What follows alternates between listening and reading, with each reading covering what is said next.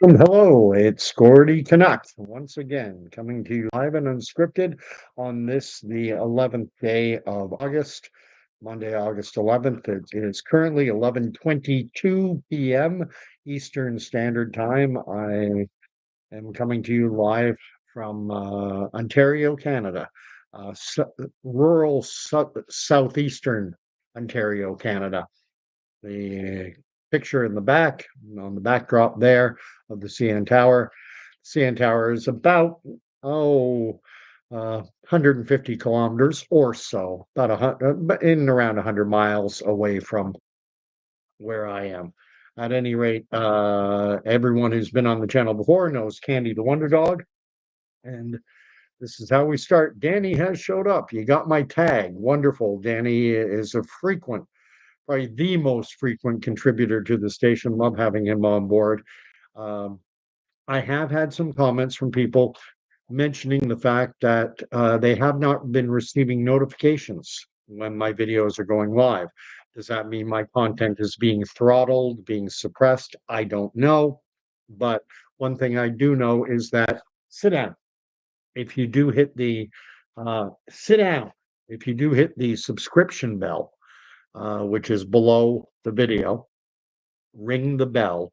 You click on the bell, and then you're given some choices. And if you click all notifications, as I understand it, at that point, you are supposed to receive notifications when a station such as my own is going live or when new content has been uploaded.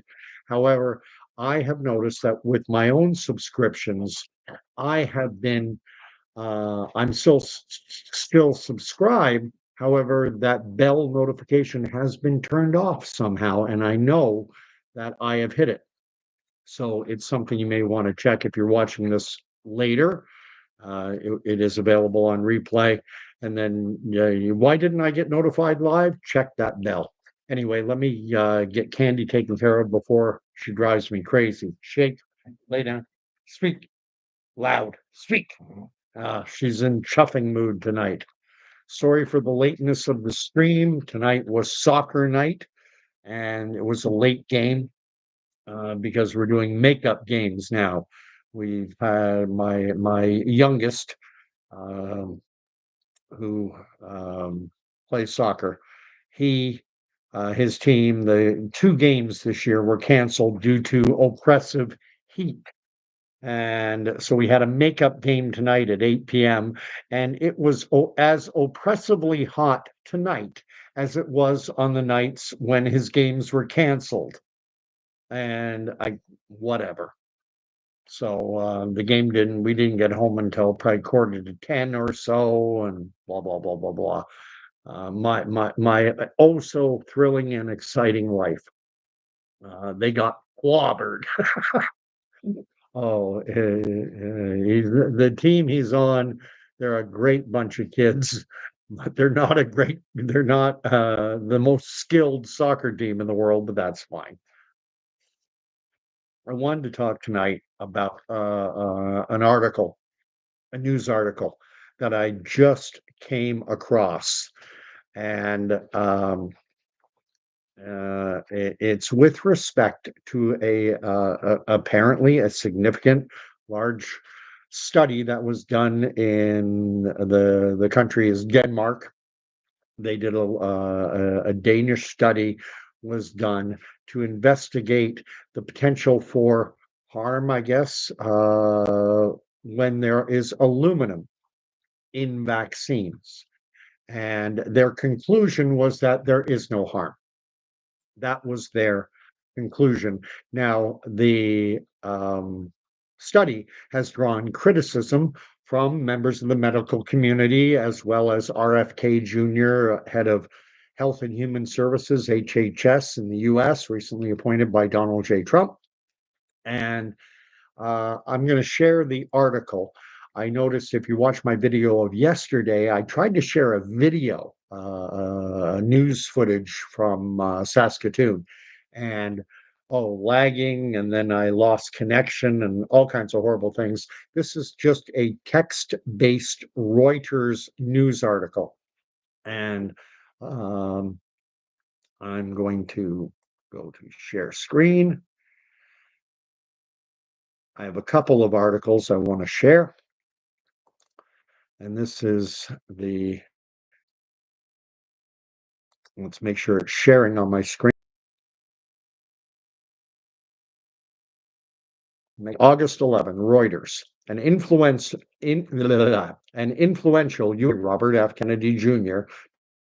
to retract a large Danish study that found that aluminum report said he has been considering whether to initiate a review of shots that contain aluminum, which he says are linked to autoimmune diseases and allergies. Journals of Internal Medicine analyzed nationwide registry data, did not find evidence that increased risk for autoimmune, atopic, or allergic or neurodevelopment disorders.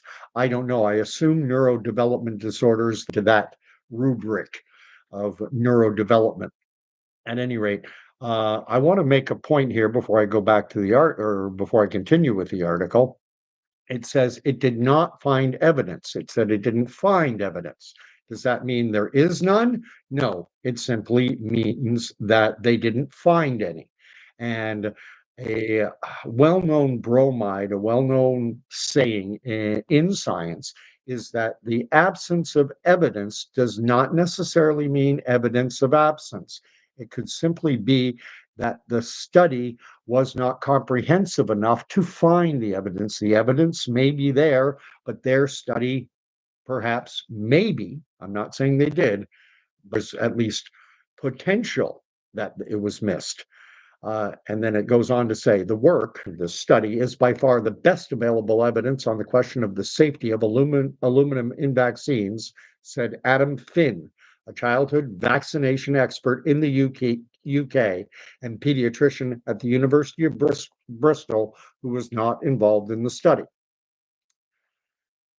Quote, it's solid, a massive data set and high quality data, he said.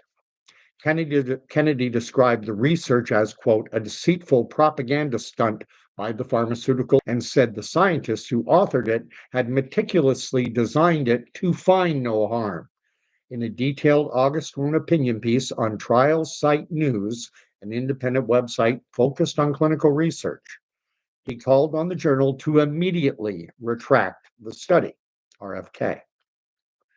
I see no reason for retraction, Dr. Christine Lane, editor-in-chief of the Annals and a professor of medicine at Thomas Jefferson University, said in an interview. The journal plans to respond to criticism received on its website, Lane said, but does not intend to respond directly to Kennedy's piece, which was not submitted to the Annals of Internal Medicine, the publication.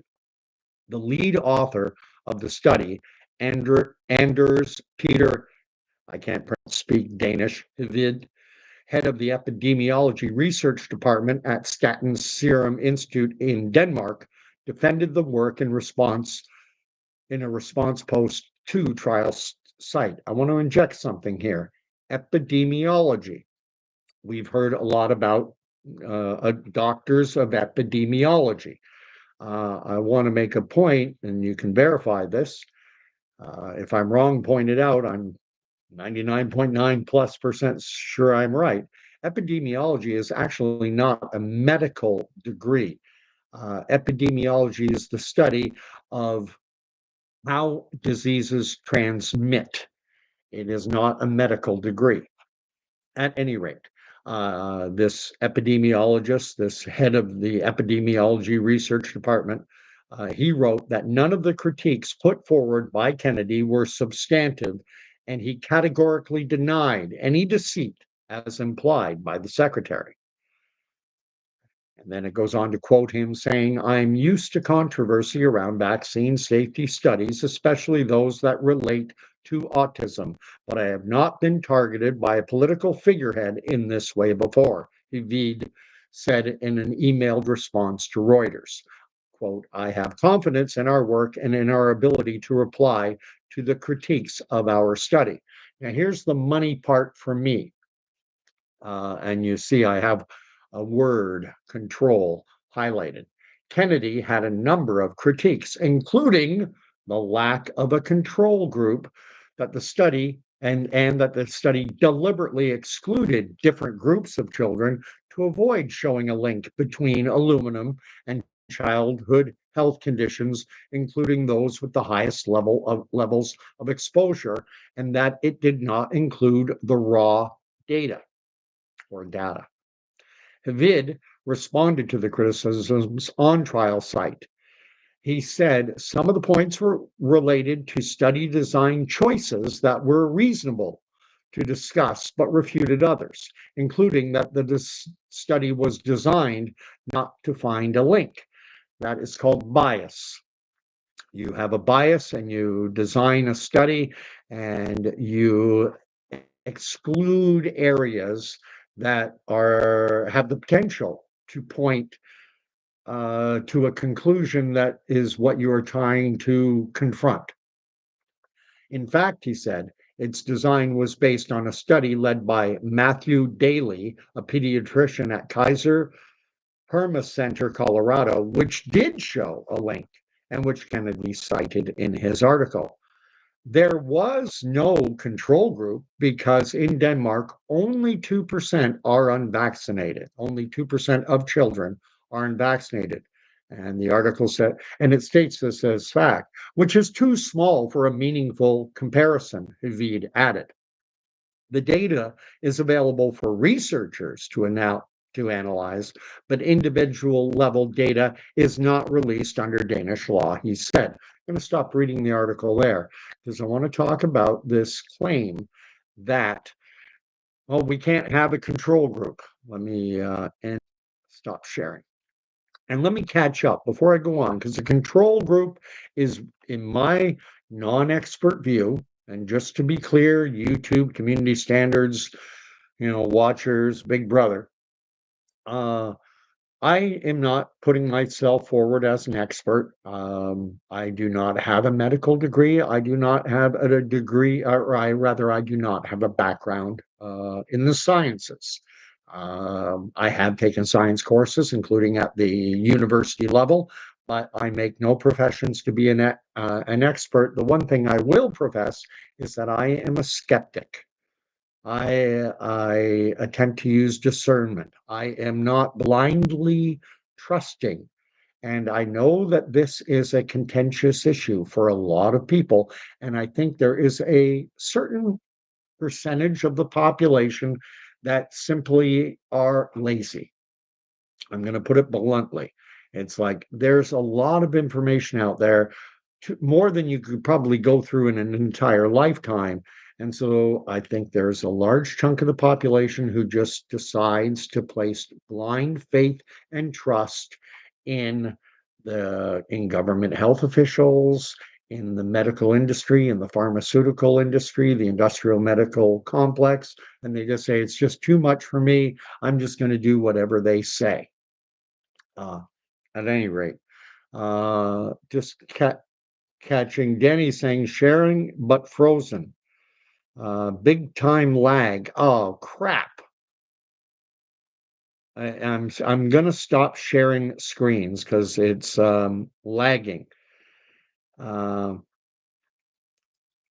Danny is saying epidemiology is the study of how often diseases occur in different groups of people and why. And likewise, I'm fairly certain within that domain of epidemiology, they also study things like chain of transmission. How does a virus, we heard all learned about fomite transmission during COVID. Fomite transmission is when I have a viral bug of some description. It's in the mucus in my nose. I wipe my nose. Then I put my hand down on the table and I sit here, and then I get up from the table. Someone else comes down, they put their hand on the table. Now their hand is infected with the virus that I just put there through my mucal membrane, whatever. And then they, eyes, nose, mouth, and bingo, presto, that kind of thing.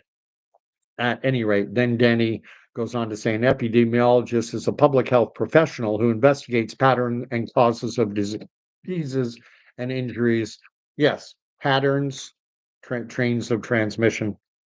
But at any rate, let's get on to the absence of a control group in this study. And the claim is that because only 2% of Danish children are unvaccinated, that a meaningful comparison, that's too small a number, and a meaningful comparison cannot be done. Warning, I'm going to swear here.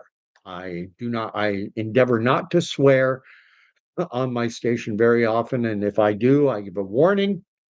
Uh, I'm not profanity. I'm ex-military, so I'm certainly not unfamiliar with colorful language, but they couldn't have a control group.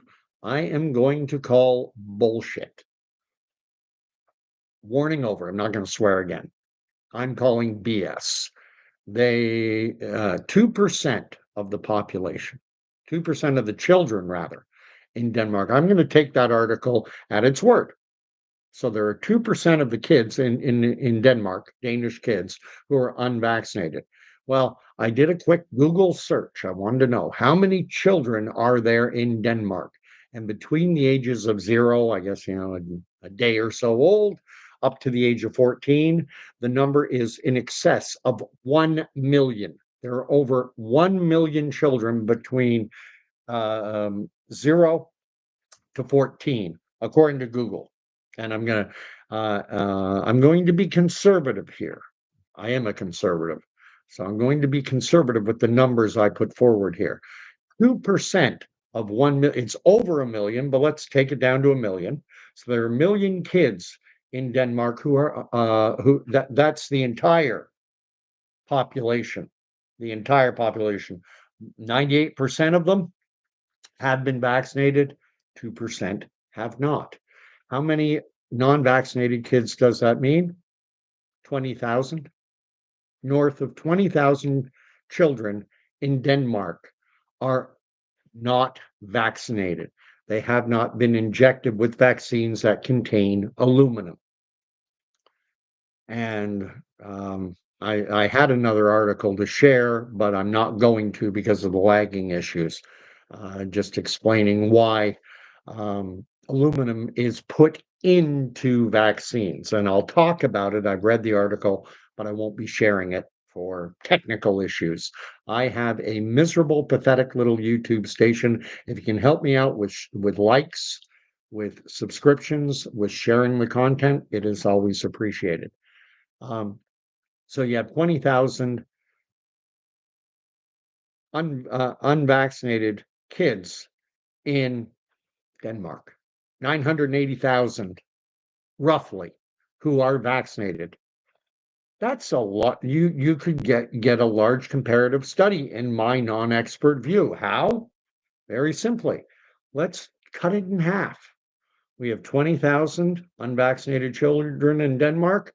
Let's take 10,000 of them. Let's randomly select out of the 20,000 children in Denmark who have not received a vaccine that includes aluminum as an adjuvant ingredient. Let's take half of them, randomly chosen.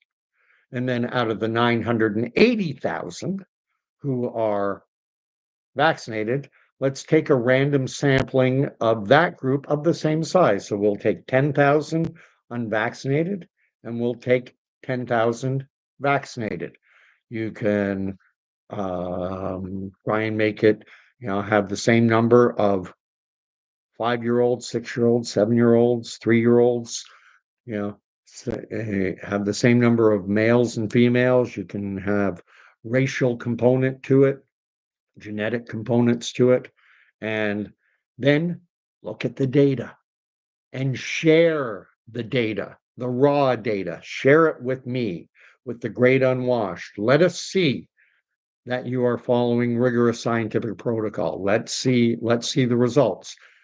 What is the incidence of, say, autism in that 10,000 cohort who have not received vaccinations, who have not had vaccinations that include aluminum. Let's look how often does autism occur? And then in the same size group in the vaccinated, what is the incidence of autism in that group? And let's compare the two.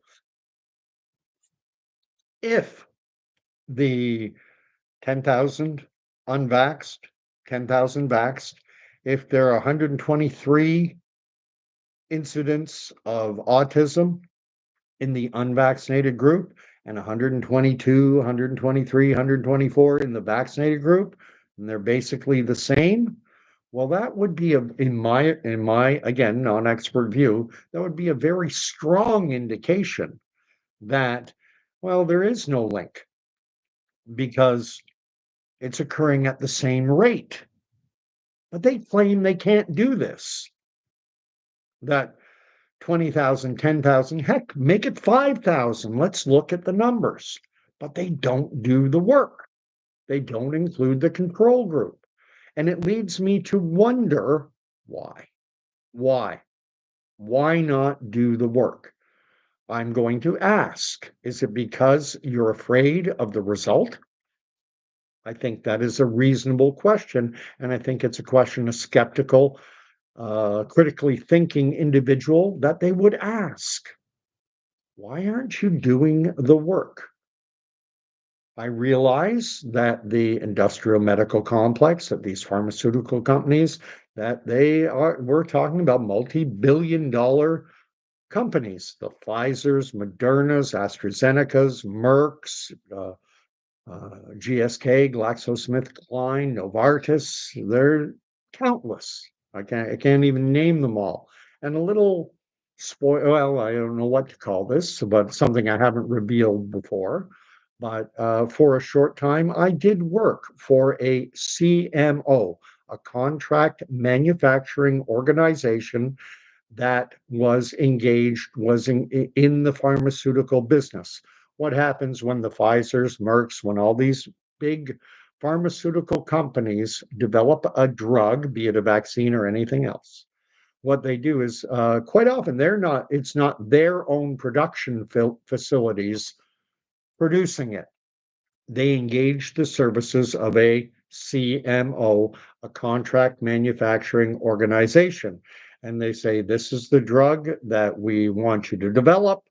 And I am aware of the fact that there are incredibly strict protocols and oversight on the company I worked at. Constantly, every batch number, you would produce a batch of a particular pharmaceutical product. And I was engaged nominally in this process. And then a sample is taken from that batch that came out of that production run. And that is stored, and I don't know for how many years it is stored, but it is for years, maybe 7, maybe 10. I'm not sure the exact number of years, but it is stored.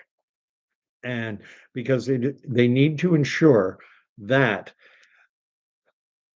dose number 1 coming off the production line is the same as dose number 10, the same as dose 1,000, the same as dose 1,000,000.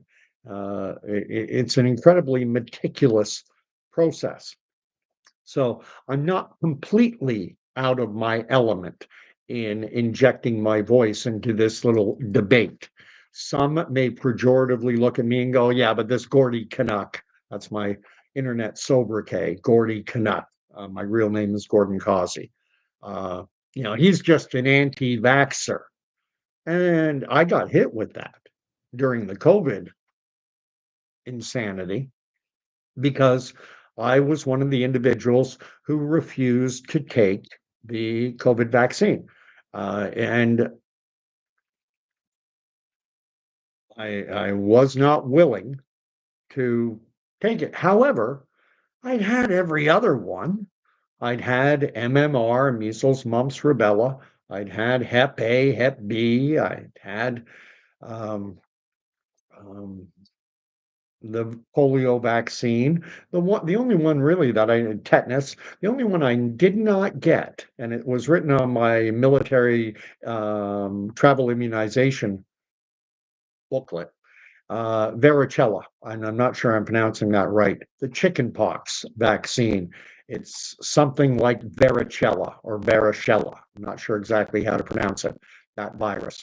And the reason I was not given that one is because I, as a child, got chickenpox. So I no need to be vaccinated. I had been vaccinated. Uh, Basically, my immune system has encountered the virus that causes chickenpox, and so my body will recognize it and will launch an immune response. Let me catch up. Danny's written some things.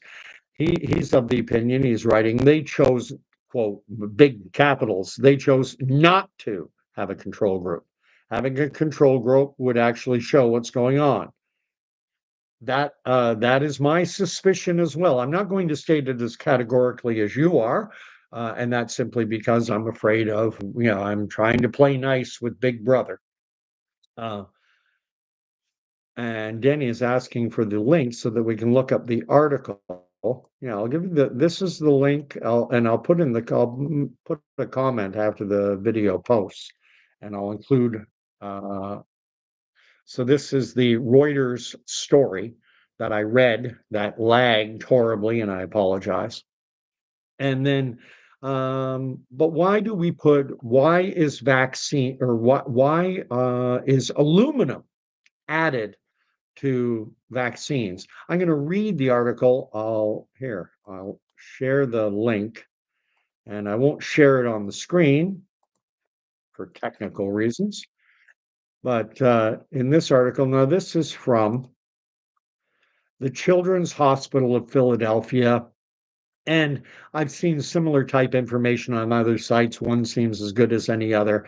And it goes on to paint aluminum is basically a naturally occurring element that nothing to be afraid of. It's like oxygen. It's like, and so it says aluminum is the third most abundant element after oxygen and silicon, and it is the most abundant metal, making up almost 9% of the Earth's crust.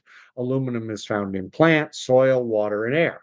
Most plants have low quantities of aluminum, but a few are known to be aluminum accumulators, including some types of tea plants, grasses, and orchids. I'll take that at face value. Okay, fair enough. So I'm trying to say, you got nothing to worry about with aluminum. You're eating it probably if you're eating tea or you're ingesting it anyway. If you drink tea, perhaps. Aluminum is used extensively in many ways. Aluminum can be found in food-related products, including pots and pans, storage containers, such as beverage cans and foil. It's ubiquitous. Aluminum is found in numerous foods and beverages, fruits and veg, beer and wine, seasonings, flour, cereals, nuts, dairy, baby formula, and honey. Typically, adults ingest 7 to 9 milligrams of aluminum per day. Then it goes on to say that's also used for the manufacture of airplane siding, roofing materials, paints, pigments, fuels, and cigarette filters. I'm a smoker. Anyway, aluminum is found in health products, including antacids, buffered aspirin, antidepressants, and some vaccines. And then it explains aluminum is used in vaccines as an adjuvant. An adjuvant is a vaccine component that boosts the immune response to the vaccines. Adjuvants allow for lesser quantities of the vaccine and fewer doses. The adjuvant effects of aluminum were discovered in 1926. Aluminum adjuvants are used in routinely recommended vaccines such as, and I've had them, Hep A, Hep B, diphtheria, tetanus containing vaccines. Um, I can't pronounce this, but it looks like it's the flu shot. Haemophilus influenzae type B, HPV, meningococcal B, and ABCWY, and pneumococcal vaccines. Aluminum is also used in combination vaccines that contain these vaccines. Aluminum is not used, it says it is not used in live or weakened viral vaccines like MMR and varicella and rotavirus. I think our rotavirus, I don't know, that may include RSV. I think RSV is a rotavirus, but I'm not sure. RSV is respiratory syncytial virus. Uh, at any rate, I'll stop sharing, or I'll stop reading the article now, going back to the live chat and seeing that there's nothing being written. Danny is the only one filling it up currently, and God bless you, my friend. Uh, but at any rate, I'm not I was never anti-vax. I was in that category of individuals who just basically said, you know, if I went to the doctor and they said, you need this vaccine, sure, go ahead. I trust you. I was not skeptical. I was not discerning. I was just blindly trusting and accepting of whatever they threw into me. And, and, it's impossible for me to say, has it had any adverse health effects on me?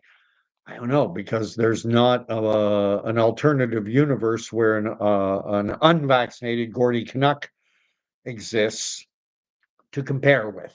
So, would an unvaccinated Gordy Canuck not have the arthritic issues I have with my knees and some of my joints? I mean, I'm 59 years of age. I don't know. The reason I became skeptical during the COVID era is that in the years prior to COVID, I'd done some investing in pharmaceutical companies, and I learned a lot about the clinical trial process, about how long things takes, about the mistakes that get made, you know, about drugs like Bextra, which Pfizer put onto the market in 2000, and it was an anti-inflammatory drug that was on the market for 5 years, and then later was withdrawn when it was found to a causational link, I guess, was proven between it and heart issues, heart attacks, death, cardiovascular, circulatory issues, and subsequent to Bextra being withdrawn from the market, Pfizer paid billions in multiple billions of dollars in fines.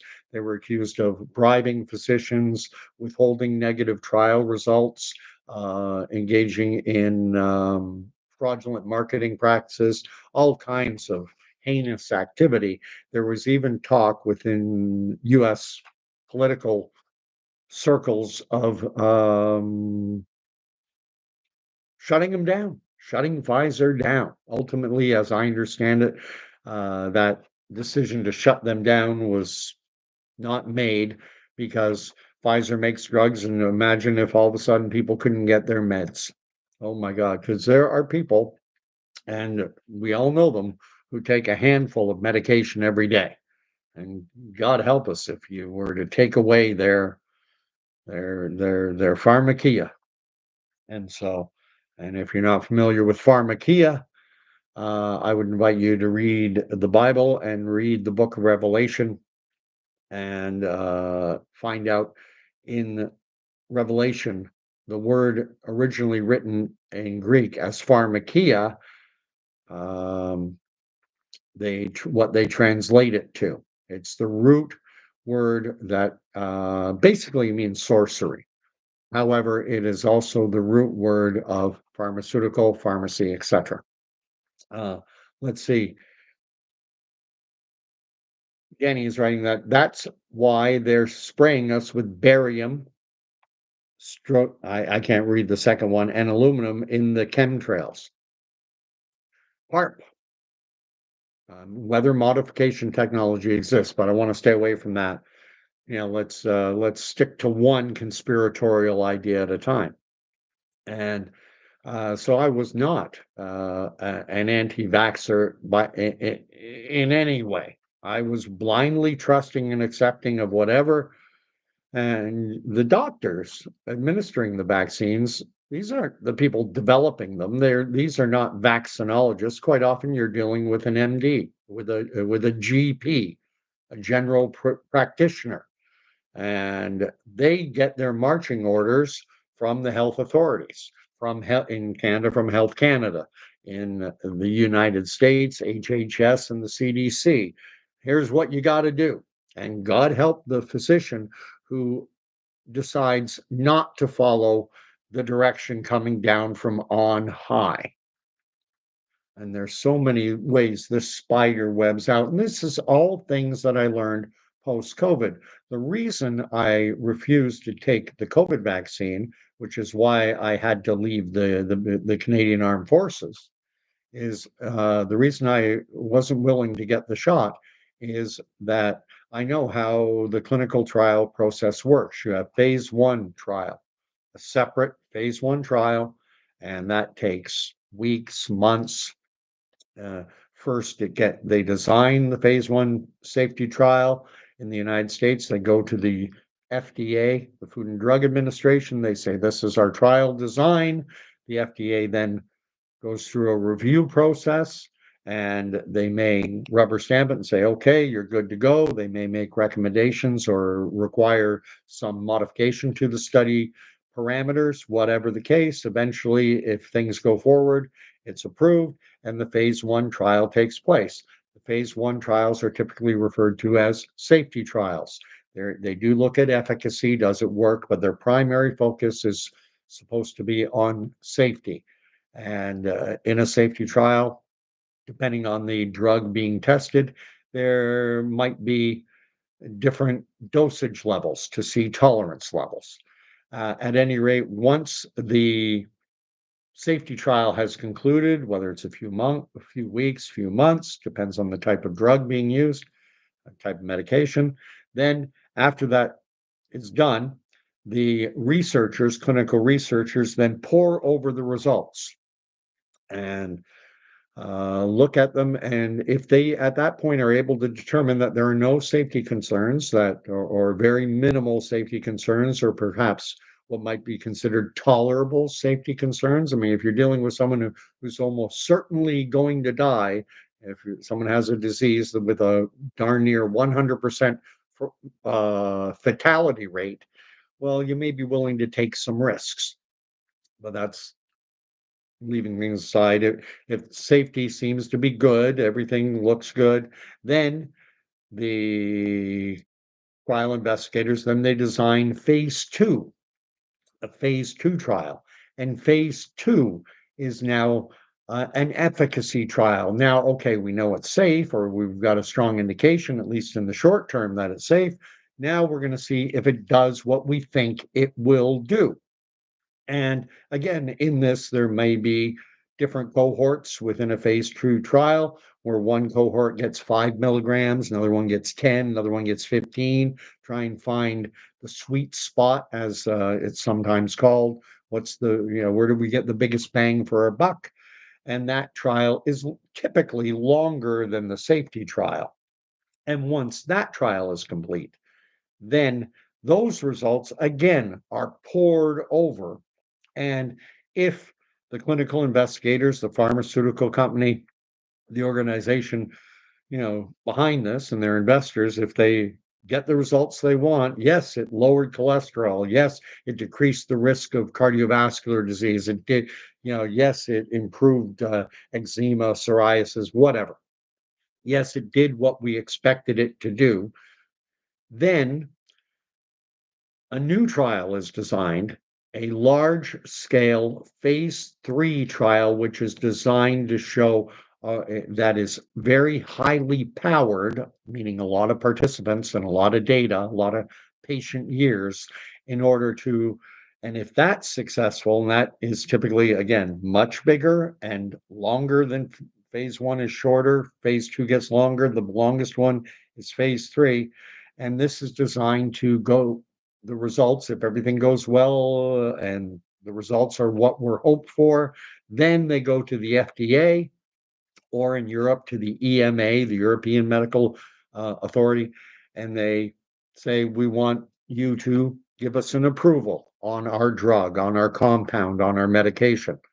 And this is a multi-year process, multi-year. So why didn't I take the COVID vaccines? They started the development of the vaccine sometime March, April of 2020. And by September, they were already saying it almost, I was convinced in September, August, September, I'm going, they're going to prove this with no long-term safety profile on it whatsoever. mRNA, a platform that they've been working on for 20 years that is that has resulted in 0 approved products.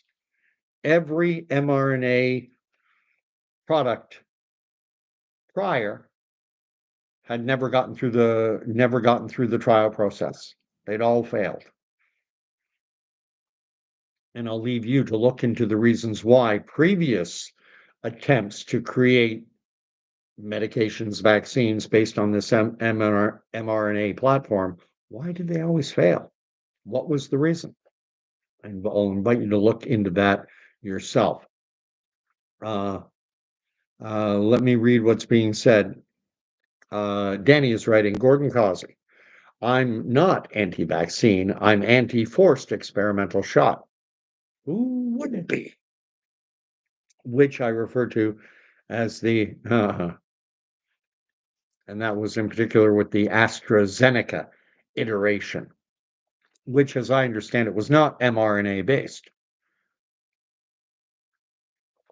And Danny's writing, a typical vaccine takes 7 to 10 years, not months. I think it is possible to streamline things, but most will remember that in the United States, they referred to it as their warp speed. We're moving at warp speed. Warp speed is not science. It is science fiction. Warp speed, most will know it from Star Trek, ahead warp factor 9 or whatever, is this idea of bending the fabric of space-time. And Star Trek: The Next Generation kind of gave you a visual representation of that bending of space-time, almost like slingshotting the Enterprise. It's a neat concept. Now we're getting into Einstein's theory of relativity and things of that nature, far beyond, I don't have a medical degree, and I certainly don't have a degree in theoretical or even applied physics, but I understand it a bit.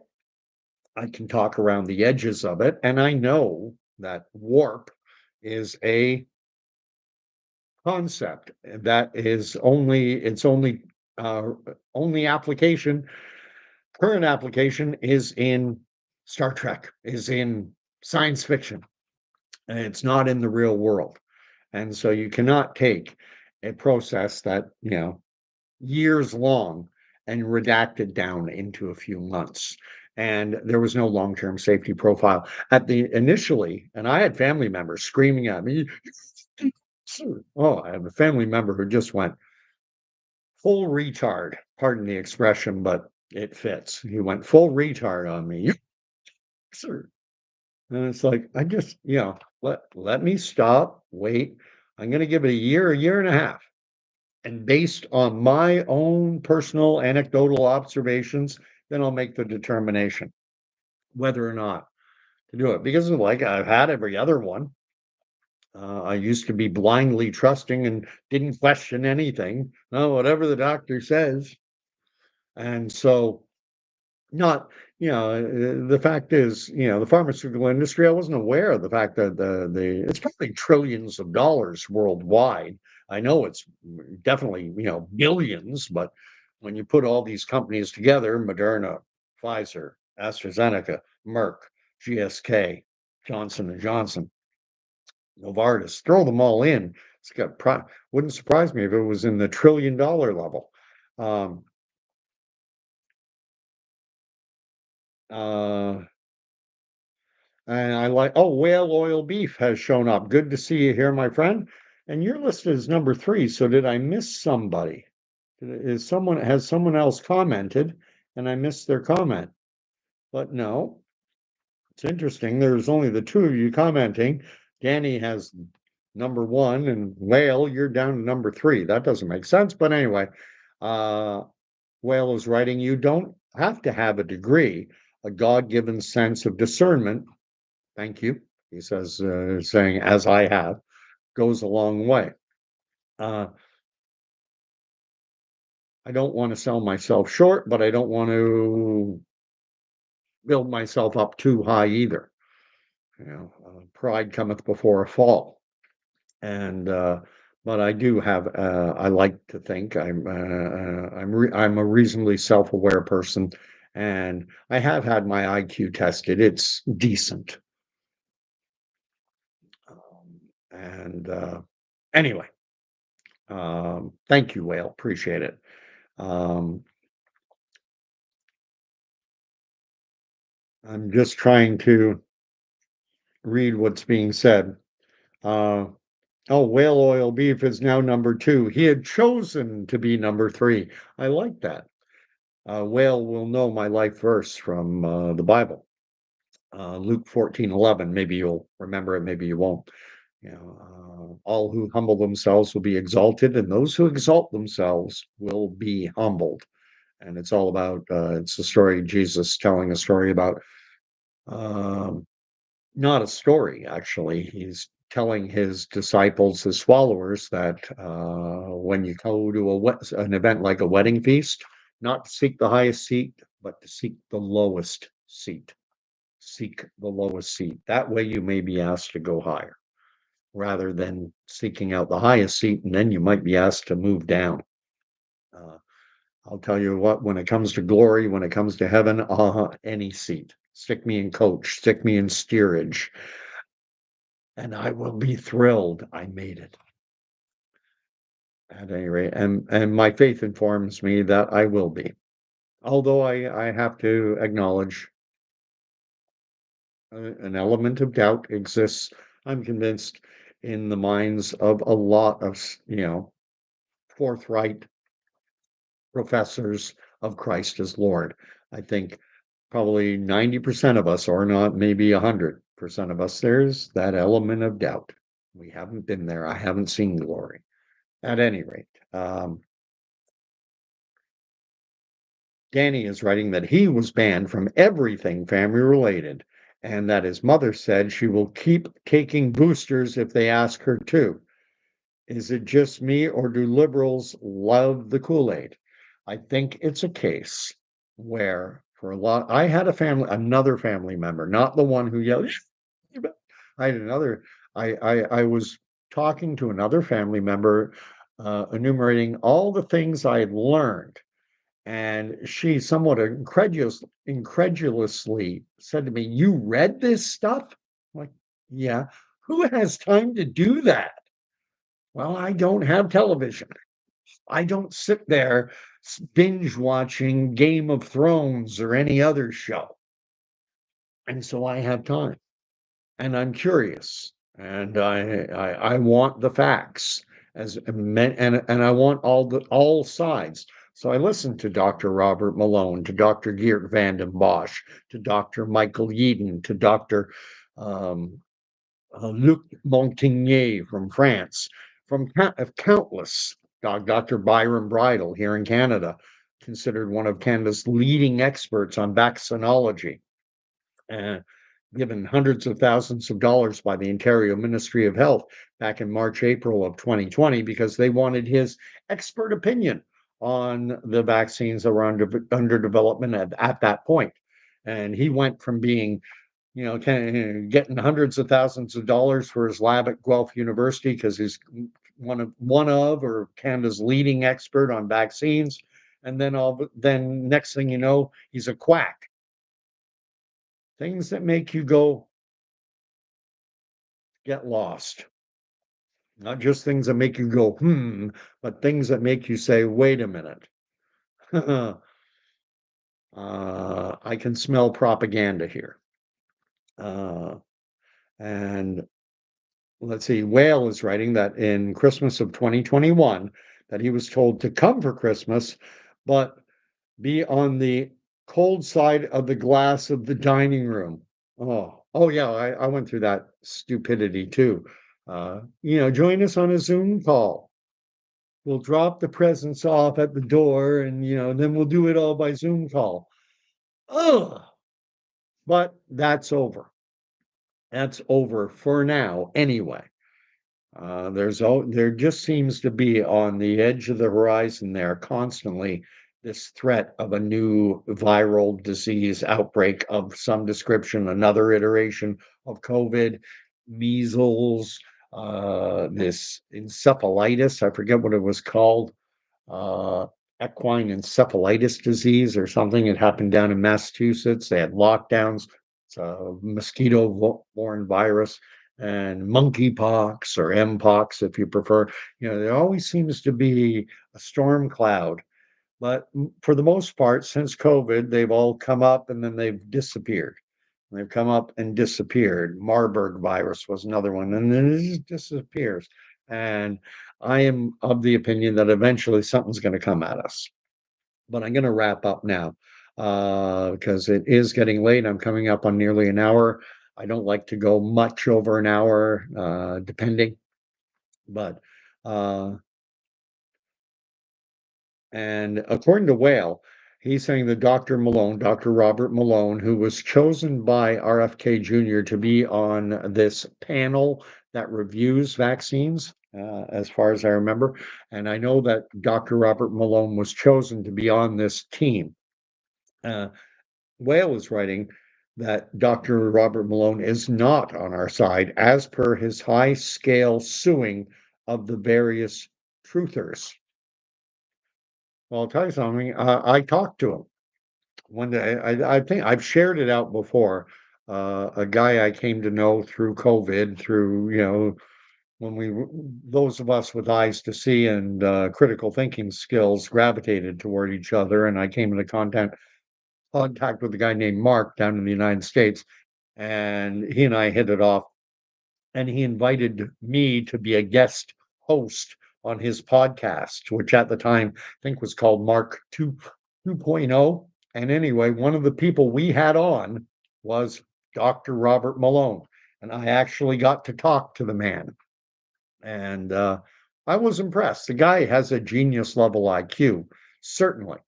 And, where I can just talk around the edge of things like you know, epidemiology and what adjuvants are and all the rest. I can talk around the edge of it, and you can tell that I'm someone who's read up a lot on this, but very much as a layman. And there are things I got wrong, things that I didn't completely understand. They're not in my field, but at any rate. Uh, So that's interesting. I didn't know that Dr. Robert Malone had been suing various truthers. The impression I got in thinking back and talking to Dr. Robert Malone is that I get the feeling he's an older gentleman, older than me, but not by a lot. I think he's hovering in and around 65, somewhere in and around that neighborhood. So he's like 5 or 6 years older than myself. And the impression I get is that he's bitter. Yeah, I detected in his tone during our conversation a degree of bitterness. Very intelligent individual, and he felt, he probably thinks he should have won a Nobel Prize, or that he should have at least been up for consideration for a Nobel Prize. And what did he find himself doing before the COVID stuff kind of gave him a national platform? Is he found himself attaching himself to startup biotech companies and to be their spokesman, their scientific voice, something of a hired gun. And it's not, the impression I have within, he had worked at the Salk Institute. You don't get into the Salk Institute unless you're a frickin' genius. And it was at the Salk Institute where he developed key components of what led to the mRNA platform and was granted a number, I think it's 7 or 8 patents for mRNA related discoveries and technology. And they've all since expired. And he again seems somewhat bitter over the fact that, he never got a single dollar for them. And at any rate, uh,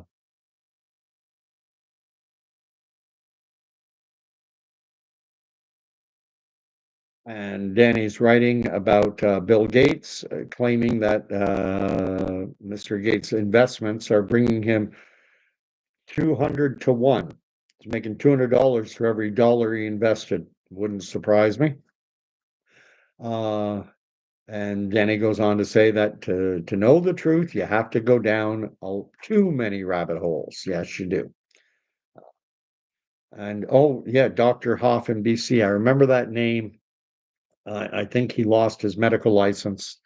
I think he was treating his practice included a large cohort in the indigenous communities, First Nations out in British Columbia, if I'm right. And he got it's a lot of Canadian dogs. They get their licenses, they have their livelihood taken away. And how many individuals, a doctor, yeah, they're well compensated, six-figure incomes, maybe $250,000 a year, but their lifestyle matches it. They've got the cars, the home, the vacations, the lifestyle that necessitates that kind of income stream, and now it's going to be cut off if you dare buck the trend. If I prescribe you ivermectin, I'm going to lose my license. And then, how do I pay for my daughter's university? How do I keep up the payments on the Beamer? I don't want to go to a campground for Christmas or for summer vacation. I want to go to the south of France. Anyway, uh, and then Whale goes on to say that Dr. Jane Ruby provides the insight into the wrongdoings of Malone's motives. One thing I will say this, you got to remember that within the scientific medical community, uh, it, it, it's competitive and there are egos. And Dr. Robert Malone, after being this obscure little figure and, in my estimation, somewhat bitter, all of a sudden he became, an internet sensation. He was all over Rumble, all over YouTube, talking to guys like me, and it was getting a lot of traction. And I'm better than him. I know better than him. So, and there's a tendency I find, I mean, this is part of what I call, what I consider the critical thinking discernment process is there's a tendency to want to take a person, Robert Malone, all good or all bad. And that makes life easy. Okay, he's good, so I'll read up on him. Oh, he's bad. I can completely ignore everything he has to say. And the truth, as is so often the case on this temporal plane, the truth typically lies somewhere in between. There are things that he says, I believe, that are probably bang 100% on the money, and others where he's a little shaky, and some where he's maybe completely out to lunch, at any rate. Um, and then, and a lot of it comes down to personality, the way people talk, the way they convey, the way they handle themselves. I don't like that guy.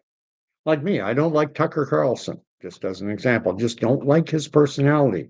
I find him swarmy. I find him smug, arrogant. I don't like him. Now, does that mean that everything he says is garbage? Of course not. Some of it is quite good. I've said the same thing about, here in Canada,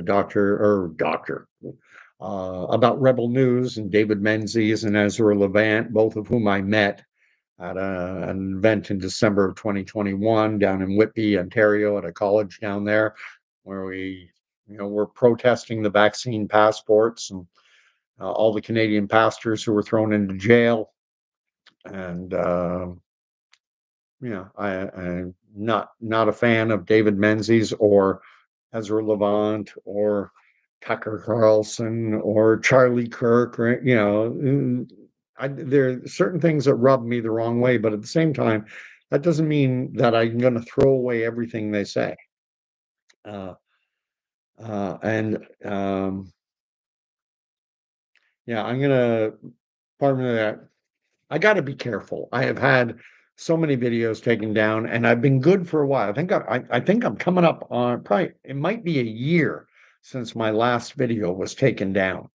And it's because I've been talking about a lot of politics, less sensitive issues. I don't go down. I talk around COVID a lot.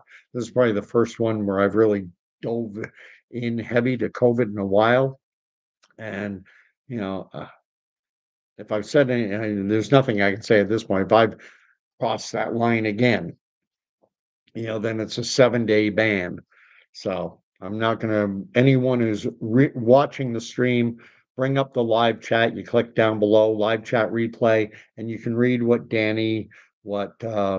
whale oil beef is writing, and Eat Me, who is another Montrealer. Both Danny and Eat Me, Nancy, are in Montreal, dans le Canada. Got to get my French going. I was thinking of looking for a new job just for fun, because I'm thinking of working where I'm working now for another year, and then, but I'm never going to fully retire. I enjoy personal interaction too much, and so I enjoy being in the public square. That's why I got a YouTube channel, and so. Uh, went to a local tourist track, and I was thinking this might be an interesting place to work. And it's a place where the fact that I'm bilingue, that it might be of some use, and I enjoy it. And I want to keep my what French I have left after having left Quebec in 2015. I want to maintain it. So, yeah, but Danny and Whale and seem to be talking about venom, snake venom, and I've heard those stories. I didn't go too far down that route. I figured, why do I need to investigate something I'm not going to take anyway? It's like reading up on all the reviews of a Nicolas Cage movie. There's an actor I don't really care for Nicolas Cage, just not my cup of tea. So am I going to read up on his latest movie? No, because I'm not going to go see it. I don't like him. Uh, At any rate, let's see. And Whale Oil is bringing up Dr. Steve Kirsch, introduced Malone to the stage on Brett Weinstein's Dark House YouTube channel way back. Okay, I know Weinstein, and I know Steve Kirsch, and I've come across these individuals. Never talked to them. The only one I ever talked to was Robert Malone. But I saw an interesting comment by Dr. Weinstein talking about the fact that Jordan Peterson, he said, has achieved exit velocity.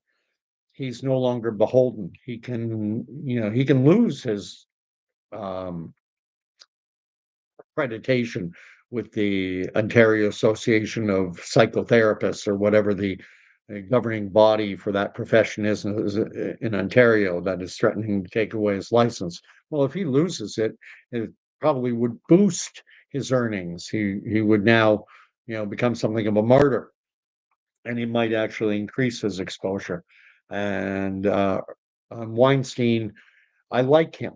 I do like him, but he doesn't he was somewhat, it seemed to me, bemoaning the fact that he does not believe he has achieved that same level of exit velocity where, he can just thumb his nose at and say, I don't need you anymore. I'm big enough on my own. Anyway, I've been prattling on too long. Thank you all for watching.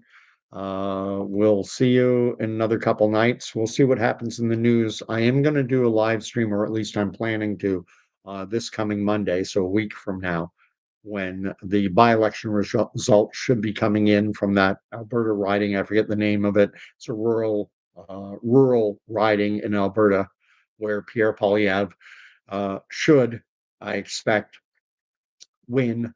And then he will become the sitting member of parliament for that riding. He gets to go back into the House of Commons. Then he can partake in question period, and we'll see what happens. Anyway, oh yeah, the Lytton wire fire. Yeah, crazy, crazy.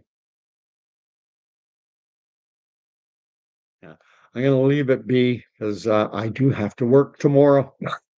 I'm working the next I worked 5 days in a row. I was off a number of days, and I worked Tuesday, Wednesday, Thursday, Friday, Saturday, 5 days in a row. Was off Sunday, and I work today. I work tomorrow. I work Wednesday.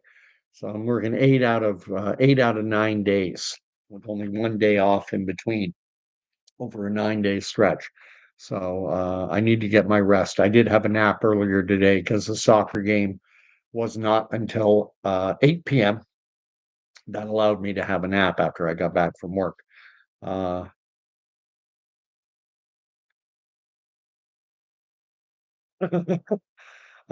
whale oil is telling me to retire. I don't want to. Never fully, never fully. I want to keep in. I like interacting with people. Um, and Danny's saying that the only doctor he trained, well, Whale is saying, retire, doctor's order. Although I'm not a doctor, but fun to say. Uh, and then Danny says that the only doctor he trusts is Doctor Who. Anyway, thank you for the likes.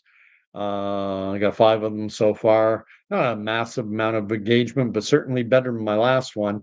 And anyone who's new, if you haven't subscribed, please do. And likewise, if you enjoy the content, you are welcome to share.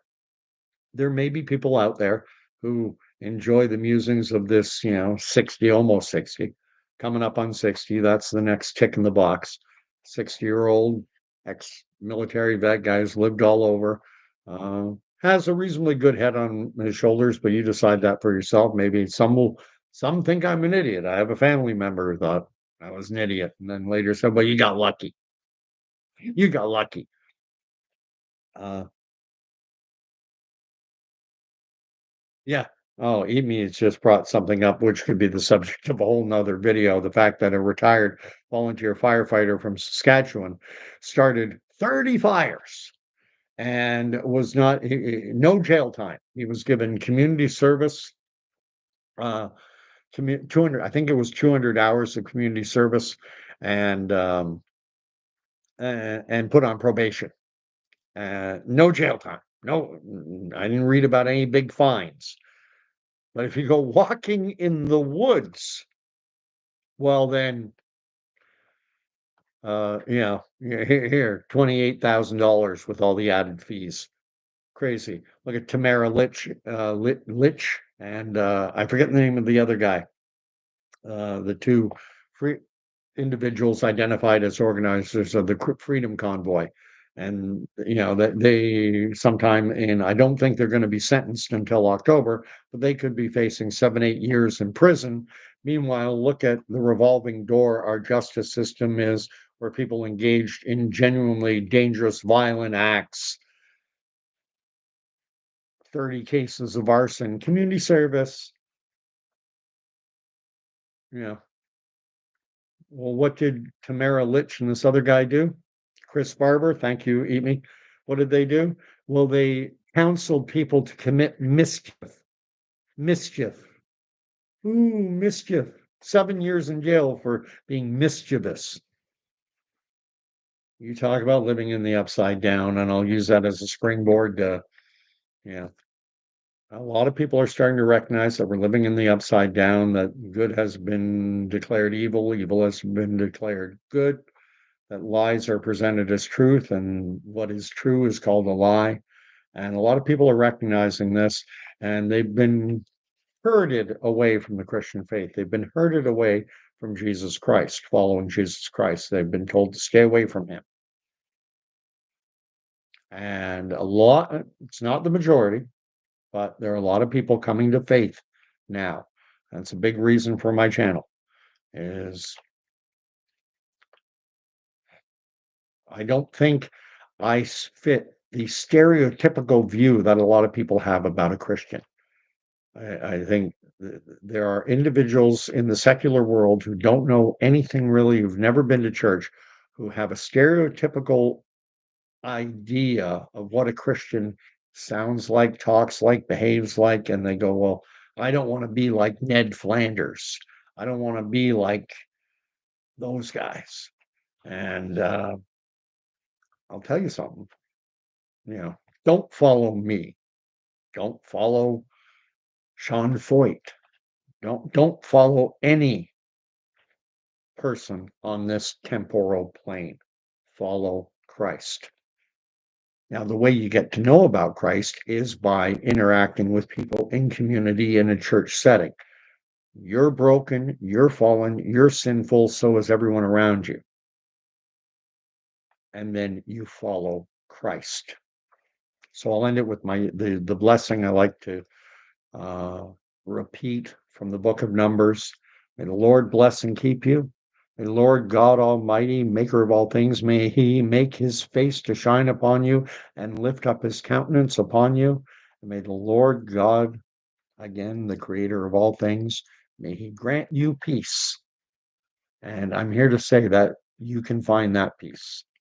You can find that peace, even in a turbulent, crazy world. It's not gonna be all sunshine and unicorns, no.